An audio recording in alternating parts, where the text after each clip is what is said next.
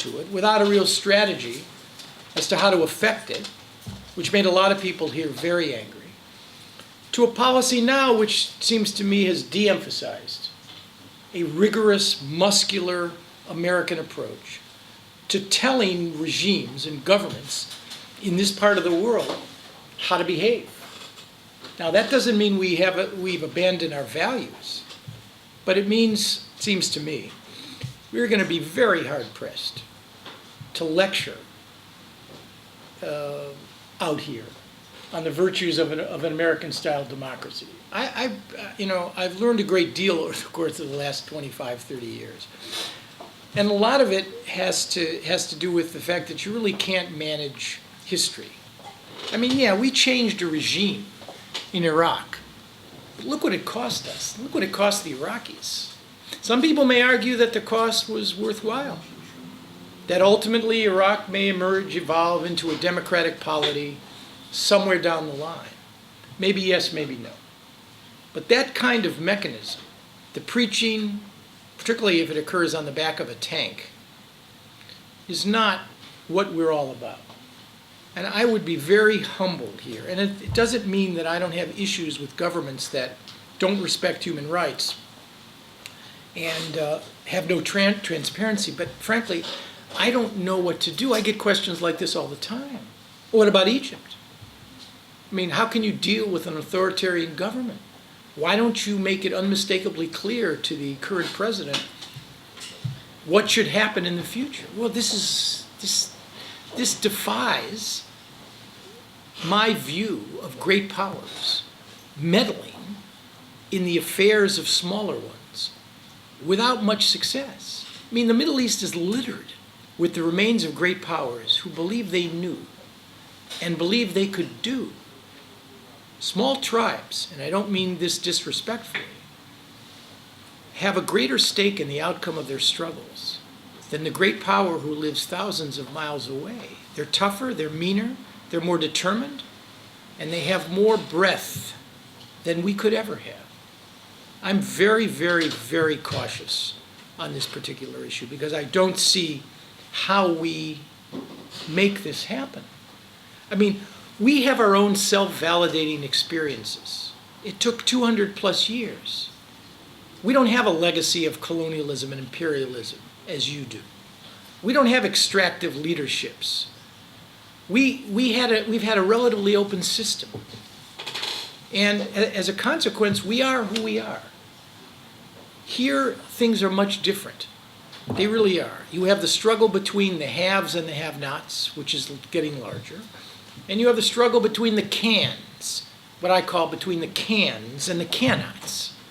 Those who can participate in shaping their societies and governance, and those who cannot. And against the backdrop of this, you have this virulent debate within Islam. And on top of that, the notion of identity and national expression. I mean, I wouldn't even know where to start. Lebanon, and again, I'm not saying this because I'm here, because I wouldn't be saying it in Damascus. Lebanon has an extraordinary ability, capacity, and opportunity in this regard, because it's about as open and as free and as transparent a polity as exists in this world, in this part of the world. I mean, it's self-evident. You can breathe here. You feel it. And it's a wonderful feeling. But to have America create an RX, a prescription for transformative change in the Arab world, create self-validating experiences for your political communities and your constitutional processes, no. That's not right, and frankly, that's not smart. Hamas. We dealt with Hezbollah. I'm sorry. What was your question? I mean, why don't you? I mean, why is it impossible to deal with Hamas? Oh. I mean, is it really because it leads to an empty ring, or for the reason that they don't? I think, frankly, no. I mean, clearly, the conditions that the quartet has laid down stand as important benchmarks in any American president's willingness to move toward Hamas. There's no question about that. But even, I mean, if that could be worked out as a part of some sort of deal, which is highly unlikely, it still wouldn't change the basic reality. That there has to be an objective purpose, a strategy. People tell me all the time, but you talk to the Awakening, but you negotiate with the Taliban. You talk to people in Iraq and Afghanistan who have actively taken part in attacks against Americans. And you know what I respond? I respond, in the context of the battlefield, truly this is right, in the context of the battlefield, where American lives are at stake on a daily basis, the capacity and the latitude for America to do things that it would not ordinarily do in other cases is much broader and much larger.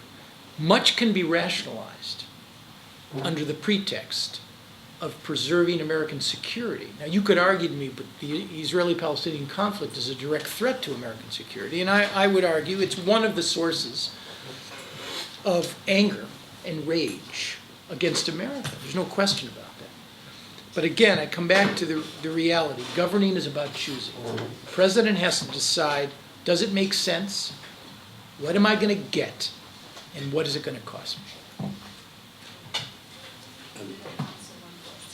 Michelle's question. Yeah, declaration and speeches for the American leaders about the capacity. What's going on now? I think this is, I don't know because I'm not in government, but I would suspect a number of things are going on. Number one, there is a renewed effort by the administration to be more understanding of Israeli sensitivities on this without validating them. And number two, talking very often is a way to preempt acting. Now, I know that may seem ludicrous to you, but it's not ludicrous. Talking and reassuring an ally that you see a problem in a way the same way that they do, up to a point, can preempt action.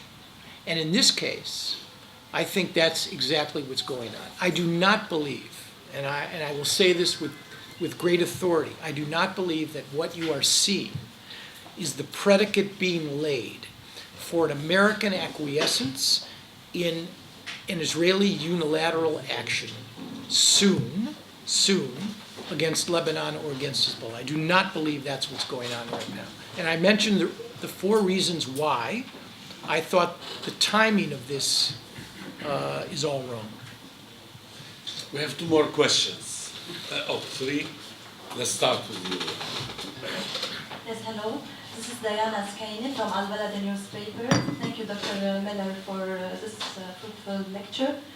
My question is, what denied till now the beginning of mission of Mr. Robert Ford, the new nominated American ambassador in Syria?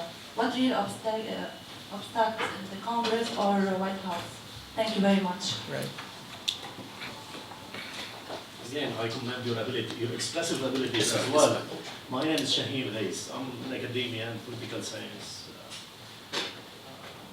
My question is, again, you spoke of patterns and of the Lebanese ability to understand the threat or the fear of a high cost for engaging in peace in the Middle East.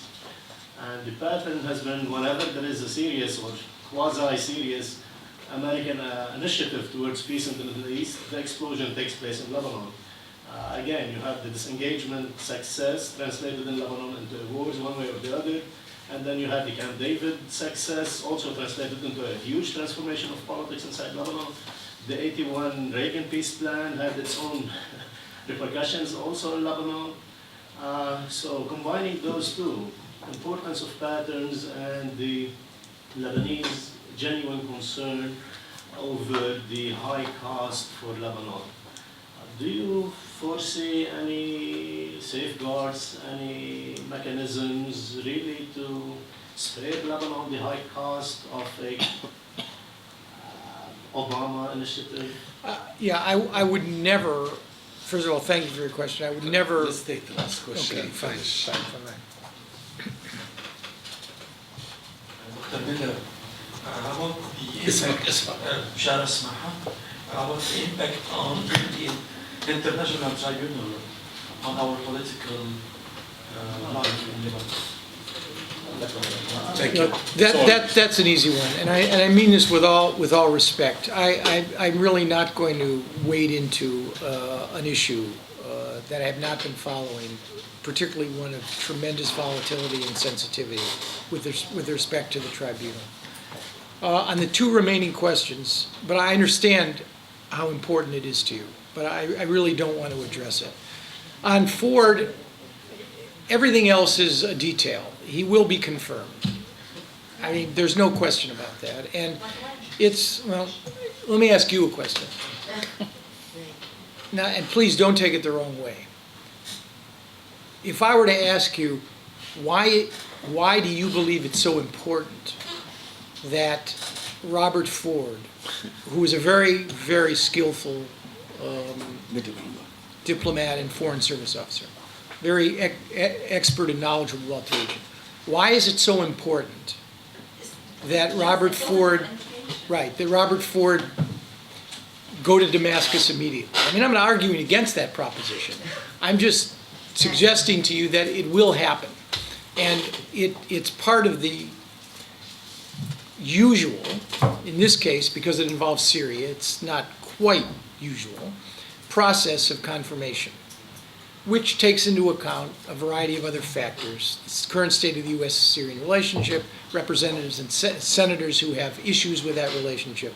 But it will happen, and it should happen. I mean, talking should not be used in this context as punishment, frankly, or reward. On the issue of Lebanon, I would not insult your intelligence. There is no mechanism, short of one, that will protect Lebanon from the winds of an unsuccessful or even successful Israeli-Palestinian initiative. And you know what it is.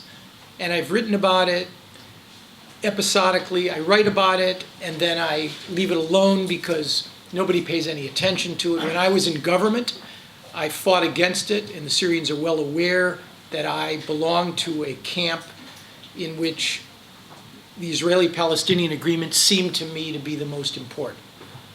The protective mechanism is an Israeli-Syrian agreement. I mean, it's logical, it's compelling, it makes sense. There are 4 core issues. The gaps on each of them are narrow enough to be bridged. It requires that both an Israeli prime minister and the current president of Syria be prepared to pay, both in terms of the process that makes sense and the substance that makes sense. But it is achievable. There are certain other factors and problems which are not inherent in the negotiations that complicate it. And you know what they are. There's the Syrian strategic relationship with Iran, which, because it is not ideological and involves an Arab and non-Arab state, has proven to be unbelievably durable and resilient. No relationship in this region has proven to be more durable and lasting than this one. And you know why? Because it actually accomplishes something for each of the two parties. And it is not a struggle and a competition for ideological supremacy. It's a paradox. The fact that they're so different Secular and religious. inherently makes their bond, in a way, stronger. It's a paradox. So, you get an Israeli-Syrian agreement, you even get a negotiation going that is not just an empty process, that actually has a chance of succeeding. And by the way, on paper, no one who looked at the Israeli-Palestinian negotiation and who looked at the Israeli-Syrian negotiation would reach any other conclusion but that the Israeli-Syrian track is profoundly easier. It just is. And with smart, tough, and effective American mediation, assuming people were prepared to step up, you could do this. You could do it, and over time it would have a truly transformative impact on the region and on Lebanon. It would create certain choices and options for other actors here, but on balance, I think it would be a very positive thing. It's just that this administration has invested so heavily in the Israeli-Palestinian track and the state of the U.S.-Syrian relationship, particularly as it's triangulated vis-a-vis Iran, is so compromised that it's hard for me to see, short of some secret initiative in which Israeli and Syrian proxies appear somewhere to actually create a declaration of principle and confront the Americans with a fait accompli. And by the way, that's the odds of that happening with the Turks or without the Turks are pretty low. But it's there. It's the insurance policy. It is the insurance policy. And a smart administration, willful, who is prepared to make certain accommodations, and a smart Israeli prime minister, and a Syrian president who has authority and flexibility, could make this deal. And it would change matters. Someone asked me the question once, if you could change two things in the last 20 years, what would they be? You know what I said? If I could change two things, here's the two things I would change. Number one, Bill Clinton would not have beaten George H.W. Bush in November of 1992, and Jim Baker would have continued on as Secretary of State. Number two, Yigal Amir would have been somewhere else on that night, on November 4th, 1995, and would not have assassinated Rabin. Because if those two things, if you could somehow change those two things, you would have had a president and a Secretary of State who knew what they were doing. You would have had an Israeli prime minister who would have been open to one deal, and I submit to you that the deal that probably would have been done, and I realize the Palestinian issue would have been very messy, and how they would have orchestrated that, I don't know. You would have had one agreement. And today, April 27th, 2010, you and I would be having a very different conversation.